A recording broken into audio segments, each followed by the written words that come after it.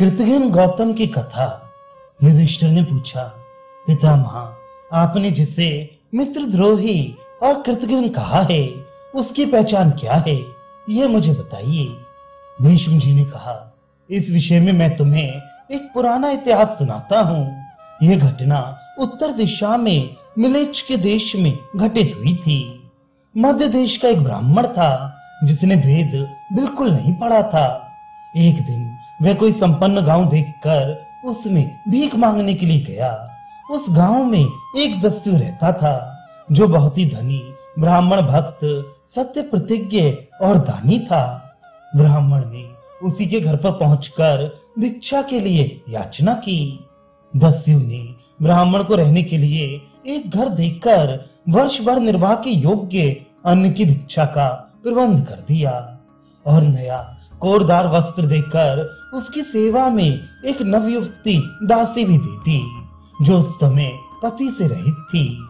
दस्यु से ये सारी चीजें पाकर ब्राह्मण मन ही मन बहुत खुश हुआ और दासी के साथ आनंद पूर्वक रहने लगा। उसका नाम था गौतम। वह भी दस्युओं की ही तरह प्रतिदिन वन में विचरने वाले हंसों का शिकार करने लगा। हिंसा में बड़ा प्रवीण निकला। दया तो उसे छू भी नहीं गई थी। सदा प्राणियों को मारने की ही ताक में लगा रहता था। डाकुओं के संसर्ग में रहकर वह पूरा डाकू बन गया। इस प्रकार दस्युओं के गांव में सुखपूर्वक रहकर पक्षियों का शिकार करते हुए उसके कई महीने बीत गए। तदनंतर उस गांव में एक दूसरा ब्राह्मण आया जो स्वाध्याय परायण, पवित्र, विनयी, नियम के अनुकूल भोजन करने वाला, ब्राह्मण भक्त, वेद का पारंगत विद्वान तथा ब्रह्मचारी था। वह गौतम के ही गांव का रहने वाला था और उसका प्रिय मित्र था। शूद्र का अन्न नहीं खाता था, इसलिए उस डाकुओं से भरे हुए गांव में ब्राह्मण के घर की तलाश करता हुआ वह सब ओर विचर रहा था। घूमते घूमते गौतम के घर पर जा पहुंचा। इतने ही में गौतम भी वहां आया। दोनों की एक दूसरे से भेंट हुई। ब्राह्मण ने देखा गौतम के कंधे पर मरे हुए हंस की लाश है और हाथ में धनुष बाण है। उसका सारा शरीर खून से रंग गया है। देखने में वह राक्षस सा जान पड़ता है और ब्राह्मणत्व से भ्रष्ट हो चुका है। इस अवस्था में पड़े हुए गौतम को पहचान कर आगंतुक ब्राह्मण को बड़ा संकोच हुआ। उसने उसे धिक्कारते हुए कहा, अरे तू मोहवश ये क्या कर रहा है? ब्राह्मण होकर डाकू कैसे बन गया? जरा अपने पूर्वजों को तो याद कर, उनकी कितनी ख्याति थी। वे कैसे वेदों के पारगामी विद्वान थे और तू उन्हीं के वंश में पैदा होकर ऐसा कुल कलंक निकला। अब भी तो अपने को पहचान। ब्राह्मणोचित सत्य, शील, शास्त्र ज्ञान, संयम तथा दया आदि सद्गुणों को याद करके अब यहाँ लुटेरों में रहना छोड़ दे। अपने हितैषी सुहृद के इस प्रकार कहने पर गौतम मन ही मन कुछ निश्चय करके आर्तता होकर बोला, द्विजवर, मैं निर्धन हूँ और वेद का एक अक्षर भी नहीं जानता, इसलिए धन कमाने के लिए इधर आया था। आज आपके दर्शन से मेरा जीवन सफल हो गया। अब रात भर यहाँ रहिए, कल सवेरे हम दोनों साथ ही चलेंगे। ब्राह्मण दयालु था। गौतम के अनुरोध से उसके यहाँ ठहर गया, मगर वहां की किसी भी वस्तु को उसने हाथ से छुआ तक नहीं। यद्यपि वह भूखा था और भोजन करने के लिए उससे प्रार्थना भी की गई, परंतु किसी तरह वहां का अन्न ग्रहण करना उसने स्वीकार नहीं किया। सवेरा होने पर जब वह श्रेष्ठ ब्राह्मण उस स्थान से चला गया तो गौतम भी घर से निकलकर समुद्र की ओर चल दिया। जाते जाते वह एक दिव्य वन में पहुंचा जो बड़ा ही रमणीय था। वहां के सभी वृक्ष फूलों से भरे हुए थे। अपनी शोभा से वह नंद वन को मात कर रहा था। उस वन में यक्ष और किन्नर विचर रहे थे। चारों ओर पक्षियों का कलरव सुनाई पड़ता था। कहीं मनुष्यों के समान मुख वाले बारुंड बोलते थे तो कहीं समुद्र और पर्वतों पर होने वाले भूलिंग आदि पक्षी चहचहा रहे थे। इतने ही में उसकी दृष्टि एक अत्यंत शोभायमान बरगद के विशाल वृक्ष पर पड़ी, जो चारों ओर मंडलाकार फैला हुआ था।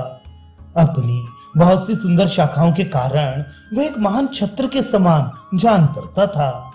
उसकी जड़ चंदन मिश्रित जल से सींची गई थी। उस मनोरम वृक्ष को देखकर गौतम बहुत प्रसन्न हुआ और निकट जाकर उसकी छाया में बैठा। उस समय वहां की पवित्र वायु के स्पर्श से उसे बड़ी शांति मिली और वह सुख का अनुभव करता हुआ वहीं लेट गया। उधर सूर्य भी डूब गया। उसी समय एक उत्तम पक्षी ब्रह्मलोक से लौटकर अपने विश्राम स्थान पर आया। वह उस वृक्ष पर ही बसेरा लिया करता था। उसका नाम था नाड़ी जंग। वह बकराज ब्रह्मा जी का प्रिय मित्र और कश्यप जी का सुपुत्र था। इस पृथ्वी पर राजधर्म के नाम से विख्यात था। देव कन्या से उत्पन्न होने के कारण उसके शरीर की कांति देवता के समान थी। वह बड़ा विद्वान था और दिव्य तेज से देदीप्यमान दिखाई देता था। गौतम को उस समय भूख प्यास सता रही थी, इसलिए उस पक्षी को आया देख उसने उसे मार डालने के विचार से ही उसकी ओर दृष्टिपात किया। तब राजधर्मा ने कहा, विप्रवर, ये मेरा घर है, आप यहाँ पधारे। ये मेरे लिए बड़े सौभाग्य की बात है। मैं आपका स्वागत करता हूँ। सूर्य अस्त हो गया है। संध्या के समय आप मेरे घर में उत्तम अतिथि के रूप में आए हैं, इसलिए मैं शास्त्रीय विधि के अनुसार आज आपकी पूजा करूंगा। रात में मेरा आतिथ्य स्वीकार करके कल सवेरे यहाँ से जाइएगा। मैं महर्षि कश्यप का पुत्र हूँ। मेरी माता दक्ष प्रजापति की कन्या है। आप जैसे गुणवान अतिथि का मैं स्वागत करता हूँ। यह कहकर राजधर्मा ने गौतम का विधिवत सत्कार किया। शाल के फूलों का दिव्य आसन बनाकर उन्हें बैठने को दिया। बड़ी बड़ी मछलियां लाकर रख दी और उन्हें पकाने के लिए आग प्रज्वलित कर दी। ब्राह्मण जब भोजन करके तृप्त हो गया तो वे तपस्वी पक्षी उसकी थकावट दूर करने के लिए अपने पंखों से हवा करने लगा।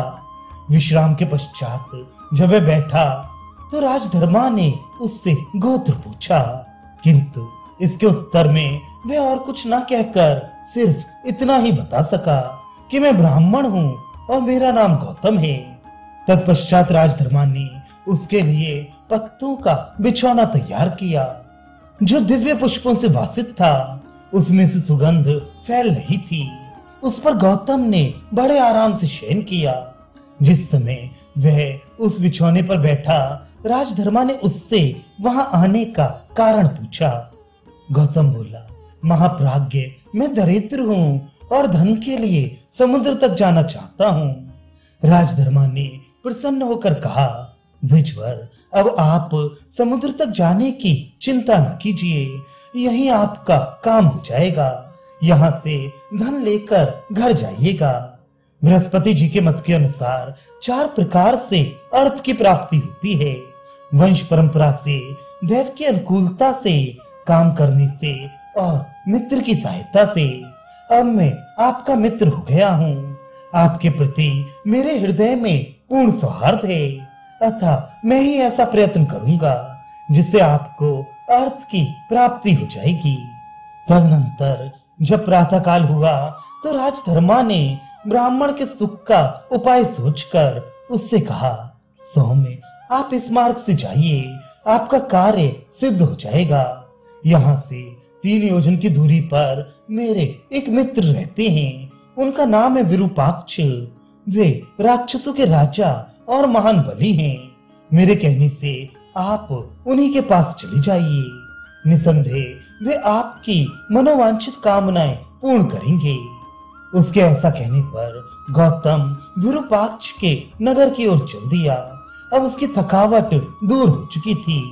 रास्ते में इच्छानुसार अमृत के समान मीठे फल खाता हुआ वह तेजी के साथ आगे बढ़ने लगा और मेरुव्रज नामक नगर में पहुंच गया।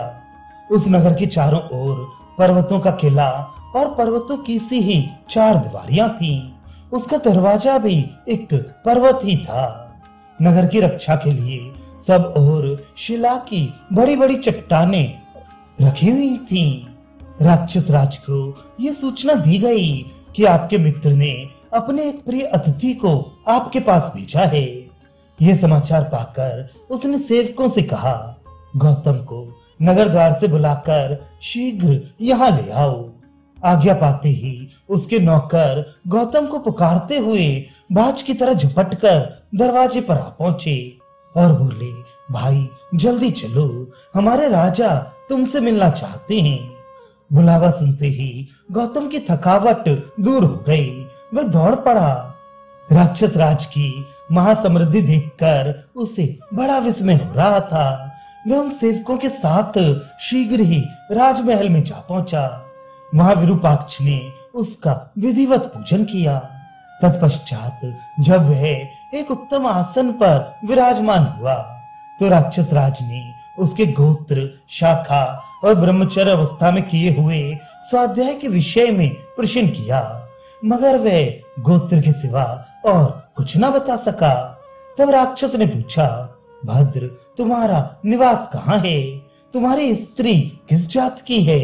यह सब ठीक ठीक बताओ, डरो मत। गौतम बोला, मेरा जन्म तो हुआ है मध्य देश में, मगर मैं भीलों के घर में रहता हूँ। मेरी स्त्री भी शूद्र जाति की है और मुझसे पहले दूसरे की पत्नी रह चुकी है। ये बात मैं आपसे सत्य ही कहता हूँ। यह सुनकर राक्षस राज मन ही मन सोचने लगा, अब किस तरह काम करना चाहिए। ये जन्म से ब्राह्मण और महात्मा राजधर्मा का सुहृद है, उन्होंने ही इसे मेरे पास भेजा है, अतः उनका प्रिय कार्य अवश्य करूंगा। आज कार्तिक की पूर्णिमा है। आज के दिन मेरे यहाँ हजारों ब्राह्मण भोजन करेंगे। उनके साथ इसे भी भोजन कराकर धन देना चाहिए। तदनंतर भोजन के समय हजारों विद्वान ब्राह्मण स्नान करके रेशमी वस्त्र धारण किए हुए वहां आ पहुंचे। राक्षस राज की आज्ञा से सेवकों ने जमीन पर कुशाओं के सुंदर आसन बिछा दिए। जब ब्राह्मण उन पर विराजमान हो गए तो राजा विरूपाक्ष ने तिल, कुश और जल लेकर उनका विधिवत पूजन किया।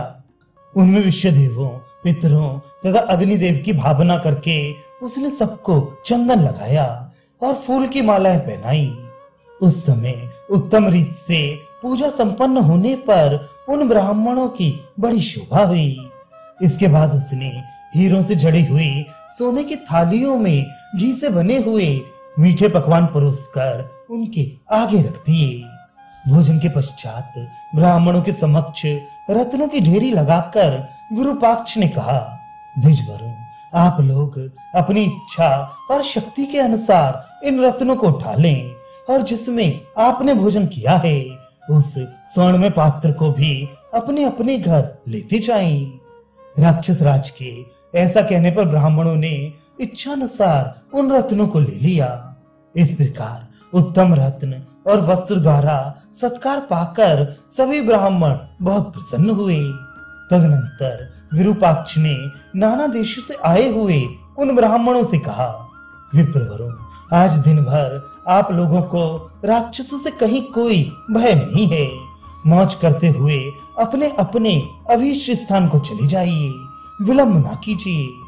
यह सुनकर ब्राह्मण लोग चारों दिशाओं की ओर भाग चले। गौतम भी सोने का बोझ लेकर जल्दी जल्दी चलता हुआ बरगद के वृक्ष के पास आया। वह बड़ी कठिनाई से उस भार को ढो रहा था। वहां पहुंचते ही थक कर बैठ गया। भूख से वह और भी क्लांत हो रहा था। राजधर्मा ने अपने पंखों से हवा करके उसकी थकावट दूर की, फिर पूजन करके उसके लिए भोजन का प्रबंध किया। भोजन और विश्राम कर लेने के बाद गौतम ने सोचा, मैंने लोभ तथा मोह के कारण स्वर्ण का बड़ा भारी बोझा उठा लिया है। अभी दूर जाना है और रास्ते में खाने के लिए मेरे पास कुछ भी नहीं है। कैसे प्राण धारण करूंगा? यही सोचते हुए उस कृतघ्न ने मन में विचार किया, ये बकों का राजा राजधर्मा मेरे पास ही तो है, क्यों ना इसी को मारकर साथ ले लूं और शीघ्रता पूर्वक यहाँ से चल दूं।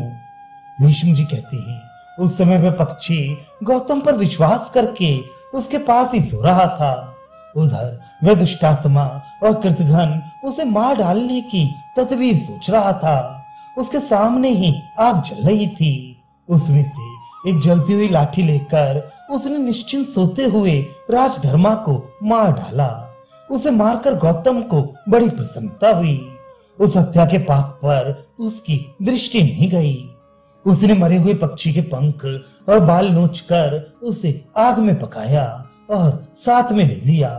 फिर सोने की गठरी सिर पर लाद कर बड़ी तेजी के साथ घर की राह ली। दूसरे दिन विरूपाक्ष ने अपने पुत्र से कहा, बेटा, आज पक्षियों में श्रेष्ठ राजधर्मा का दर्शन नहीं हुआ। वे प्रतिदिन प्रातः काल ब्रह्मा जी को प्रणाम करने के लिए जाया करते थे और वहां से लौटने पर मुझसे मिले बिना कभी घर नहीं जाते थे। इधर 2 शाम बीत गईं, किंतु वे मेरे घर नहीं पधारे। अतः आज मन में तरह तरह के संदेह उठ रहे हैं। न जाने मेरे मित्र को क्या हो गया है, तुम उनका पता लगाओ। कहीं ऐसा ना हो कि वे अधम ब्राह्मण उन्हें मार डाले। वह बड़ा निर्दयी और दुराचारी जान पड़ता था। शक्ल सूरत तो उसकी ऐसी भयानक थी मानो कोई दुष्ट लुटेरा हो। नीच गौतम यहाँ से लौटकर फिर उन्हीं के पास गया था, इसलिए मेरे मन में उद्वेग हो रहा है। बेटा, तुम यहाँ से शीघ्र ही राजधर्मा के स्थान पर जाओ और तुरंत इस बात का पता लगाओ कि वे जीवित हैं या नहीं। पिता की ऐसी आज्ञा पाकर जब वे बहुत से राक्षसों के साथ उस वट वृक्ष के पास गया तो वहां राजधर्मा का कंकाल पड़ा दिखाई दिया। ये देखकर राक्षस राज का पुत्र रो पड़ा और गौतम को पकड़ने के लिए उसने पूरी शक्ति लगाकर पीछा किया। थोड़ी ही दूर जाने पर राक्षसों ने गौतम को पकड़ लिया। उसके साथ ही हड्डियों और पंखों से रहित राजधर्मा की लाश भी मिल गई। उसको लेकर वे तुरंत ही मेरु व्रज में जा पहुंचे। वहां राक्षसों ने राजधर्मा के मृत शरीर और उस पापी एवं कृतघ्न गौतम को राजा के सामने पेश किया। मित्र की दशा देखकर राजा विरूपाक्ष अपने मंत्री और पुरोहित के साथ फूट फूट कर रोने लगा। राजमहल में बड़ा कोहराम मचा। स्त्री और बच्चों सहित सारे नगर में मातम छा गया। तदनंतर राजा ने कहा, बेटा, इस पापी का वध कर डालो और समस्त राक्षस इसके मांस के टुकड़ों को इच्छानुसार बांट कर खा जाएं, क्योंकि ये पापात्मा सदा पाप ही किया करता है। राक्षस राज के कहने पर भी राक्षसों को उस पापी का मांस खाने की इच्छा नहीं हुई। उन्होंने सिर झुकाकर प्रणाम करते हुए कहा, महाराज, आप हम लोगों को इसका पाप भक्षण करने के लिए ना दीजिए। राजा ने कहा, बहुत अच्छा, तुम लोग इस कृतघ्न को दस्युओं के हवाले कर दो। आज्ञा पाते ही राक्षस हाथ में त्रिशूल और पट्टिश लेकर टूट पड़े और उस पापी के टुकड़े टुकड़े करके डाकुओं को देने लगे। किंतु दस्युओं ने भी उसका मांस खाना स्वीकार नहीं किया। मांसाहारी जीव भी कृतघ्न का मांस नहीं खाते। ब्रह्म हत्यारे, शराबी, चोर और प्रतिज्ञा भंग करने वाले मनुष्य के लिए पाप से छूटने का प्रायश्चित बताया गया है, मगर कृतघ्न के उद्धार का कोई भी उपाय नहीं कहा गया है। तदनंतर विरूपाक्ष ने बकराज के लिए एक चिता तैयार कराई और बहुत से रत्नों, चंदनों तथा वस्त्रों से उसको खूब सजाया। फिर बकराज के शव को उसके ऊपर रखकर उसमें आग लगाई और विधि पूर्वक उसका दाह कर्म संपन्न किया। उसी समय दक्ष कन्या सुरभि देवी वहां आई और आसमान में ऊपर खड़ी हो गई। उनके मुख से दूध मिश्रित फेन निकलकर राजधर्मा की चिता पर गिरा और उसके स्पर्श से वह जीवित हो उठा। तब वह उड़कर विरूपाक्ष के पास पहुंचा और दोनों मित्र गले मिले। इतने ही में देवराज इंद्र भी विरूपाक्ष के नगर में आ पहुंचे और उससे बोले, बड़े सौभाग्य की बात है कि तुम्हारे द्वारा राजधर्मा को जीवन मिला। इसके बाद राजधर्मा ने इंद्र को प्रणाम करके कहा, सुरेश्वर, यदि आपकी मुझ पर कृपा हो तो मेरे मित्र गौतम को जीवित कर दीजिए। इंद्र ने उसकी बात मान ली और अमृत छिड़ककर उस ब्राह्मण को जीवित कर दिया। गौतम के जीवित होने पर राजधर्मा ने बड़ी प्रसन्नता के साथ उसे मित्र भाव से गले लगाया और उस पापी को धन सहित विदा करके वह अपने स्थान पर आ गया। गौतम पुनः भीलों के ही गांव में जाकर रहने लगा। वहां उसने उस शूद्र जाति की स्त्री के पेट से अनेकों पापाचारी पुत्रों को जन्म दिया। तब देवताओं ने गौतम को महान श्राप देते हुए कहा, यह पापी कृतघ्न है और दूसरा पति स्वीकार करने वाली स्त्री के पेट से बहुत समय से संतान पैदा करता आ रहा है। इस पाप के कारण इसको घोर नरक में गिरना पड़ेगा। भीष्म जी कहते हैं, भारत, बहुत दिन हुए इस कथा को नारद जी ने मुझे सुनाया था और उसी को याद करके आज मैंने तुम्हें सुनाया है। कृतघ्न मनुष्य को यश, स्थान और सुख कैसे नसीब हो सकता है? कृतघ्न पर तो किसी को विश्वास ही नहीं होता। कृतघ्न के उद्धार का कोई उपाय नहीं है। मनुष्य को विशेष ध्यान देकर मित्रद्रोह के पाप से बचना चाहिए, क्योंकि जो मित्र से द्रोह करता है वह घोर नरक में पड़ता है। प्रत्येक मनुष्य को कृतज्ञ होना चाहिए। लोगों को मित्र बनाने की इच्छा रखनी चाहिए, कारण कि मित्र से सब कुछ प्राप्त होता है। मित्र की सहायता पाकर मनुष्य आपत्तियों से छुटकारा पा जाता है। इसलिए बुद्धिमान मनुष्य को मित्रों का सत्कार और पूजन करना चाहिए। जो कृतघ्न, पापी, निर्लज्ज, मित्रद्रोही, कुलंगार तथा पापाचारी हों, ऐसे लोगों का सर्वथा त्याग कर देना चाहिए। राजन, इस प्रकार मित्र से द्रोह करने वाले पाप परायण कृतघ्न मनुष्य का चरित्र मैंने तुम्हें सुनाया है। अब और क्या सुनना चाहते हो? वैशंपायन जी कहते हैं, जन्मेजय, महात्मा भीष्म का ये वचन सुनकर युधिष्ठिर अपने मन में बहुत प्रसन्न हुए।